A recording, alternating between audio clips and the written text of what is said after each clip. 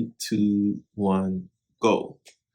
Before I start, I'm curious what you think the worst financial tool the American consumer has ever gotten. Let me know in the comments below. Of course, what you decide is going to be based on your own biases, and that applies to me as well. I have inherent biases based on my own unique circumstances, but hopefully by the end of this video, I can make my case as to why I think why I think. Hi, my name is Adrian, and this is Always Talk Money. I like to talk money as it relates to everyday life. I don't have any investing tips or get rich quick schemes, just a candid conversation amongst friends. Let's get into the video. When I was writing this script, I thought, should I bury the lead and just leave you guys hanging, to get retention time and so on and so forth. But I'm not going to do that. This is not clickbait. I'm going to say what it is up front, and then I'm going to present my argument on the back end. In my opinion, the worst financial tool ever given to the American consumer is credit. And now, as I said, for my argument, we've all heard that there's a yin and yang to life. There's no good without bad, there's no life without death, and there's no best without worst. And so, before I make the case for why I think credit has been the worst financial tool for the American consumer, I'm gonna make a case for why it is best. Listen, credit gives us the ability to acquire things that we don't have the resources to acquire. With the swipe of a card or the signing of a signature, we can get access to food, clothing, shelter, and transportation. That's all great things, especially in modern society. Even at the detriment of paying some interest, we've all collectively decided that it's a good trade-off to make. American psyche has adopted credit almost as it is law. There are entire industry built on extending credit. I mean, shoot, even our own banks do it. We put money in the bank and they take that money to loan it, aka extend credit to other people. It begs the question, why don't we just peer-to-peer lend to each other? I'm guessing because it would be much more inefficient, and if you've ever loaned money to somebody, you know it's a headache to get back. So of course we have the banks to do it. Now for the bad. And I know you guys are gonna think I'm gonna be talking about paying off interest and so on and so forth. And yes, paying off interest is bad. Having collections calling you, hounding you 24/7, 365, having bad debt and too much debt can be a boulder on your back that you're just carrying uphill. It's very anxiety inducing, it's very stressful. They can sue you, they can garnish your wages, they can take your stuff. It's very debilitating, it's very embarrassing. Nobody wants to be at a restaurant with their friends, enjoying a great meal, and then coming outside to see their car getting towed on a tow truck because it's getting repoed. That's very embarrassing. And that stuff is all bad. But the real reason why I think credit is the worst thing for the American consumer is what it does to our psyche. I think it has changed our psyche on a fundamental level because money is a tool. And instead of people controlling their money, we're in a society where money is controlling us. And it's embarrassing. People don't like to talk about it. And that's why I have this channel, Always Talk Money, so we can have some of these conversations. But money is a tool. Imagine you have a dishwasher, a vacuum cleaner, your car, etc., etc., etc. All these technologies and tools that we have to make our lives easier. Money is in the same lane as a dishwasher. It's just a more versatile tool. But being controlled by a dishwasher is just as stupid as being controlled by money. We should not let that happen to us.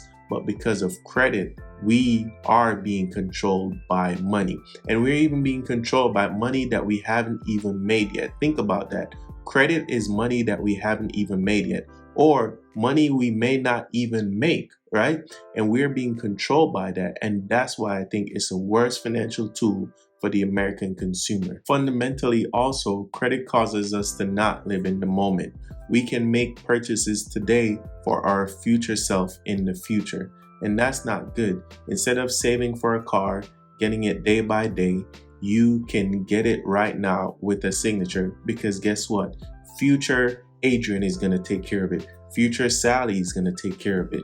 That is a change in our psyche that allows us to not live in the moment, because we're always looking ahead. We're looking ahead to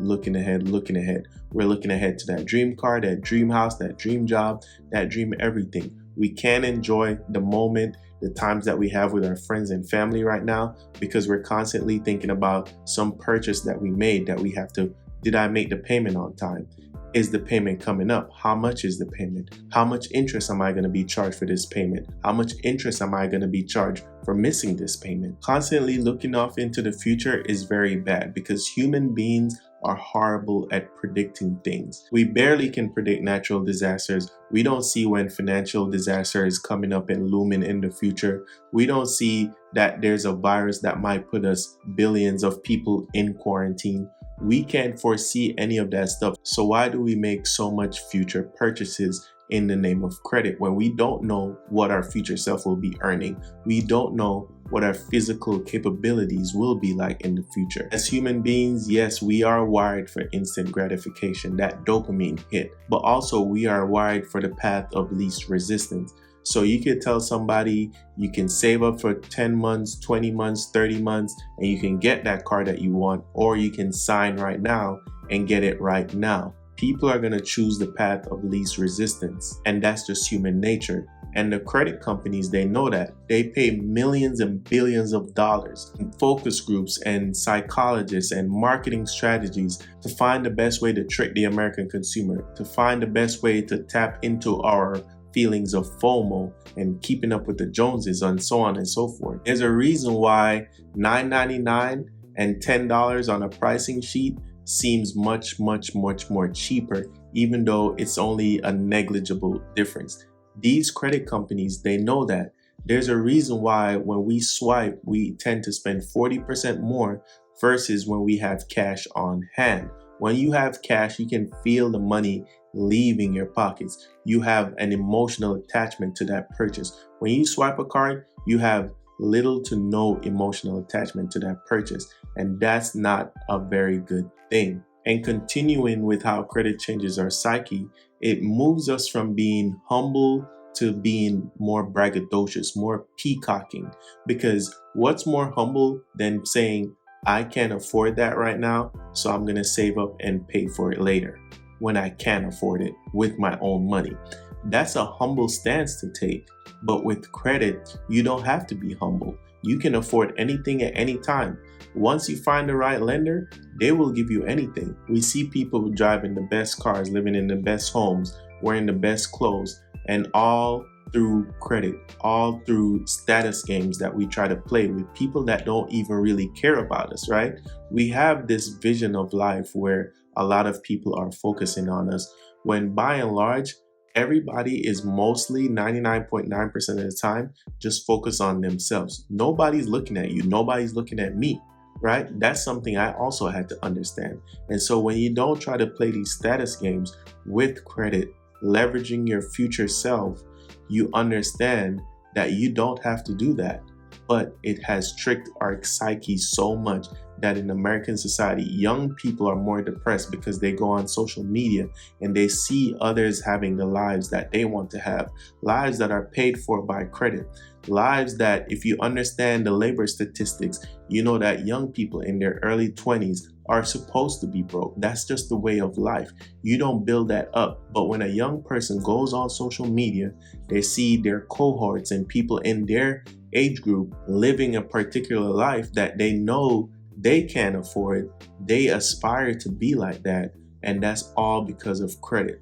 Depression comes out, FOMO comes out, and worse yet, you get yourself into deeper and deeper debt, which also prolongs the fact that you are going to be behind financially for a very long time. We consume and consume and consume, and we're preyed upon by these companies. We have a mortgage crisis. We have a student loan crisis. A lot of car loans aren't being paid right now. The average car loan is going up from $500 to $900 a month.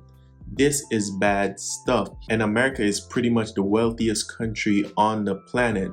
But speaking of the American psyche, when they do these tests and research and focus groups on the happiness scale, America does not rank at the top. So why are we the people with the most resources, but we are never at the top in level of happiness?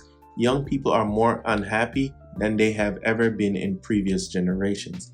And that's because of all the hyper consumption through credit that people aspire to be like. They devalue themselves, they compare themselves, they feel very low self-esteem, and that's just a recurring cycle that's just not making anything better. For all the good things that credit can do, it advances your lifestyle almost overnight because you don't have to work long and hard to acquire the things that you have. That is far outweighed by the bad things it does. The debt, the interest rates, the psychological effect, which I think is the biggest thing. But let me know what you guys think in the comments below. Leave a like on the video if you think you agree with me. Leave a like if you also disagree with me, and let me know in the comments below why. Also, new videos every Monday and Thursday. Please subscribe if you like this type of content, and I will speak to you in the next one. Peace.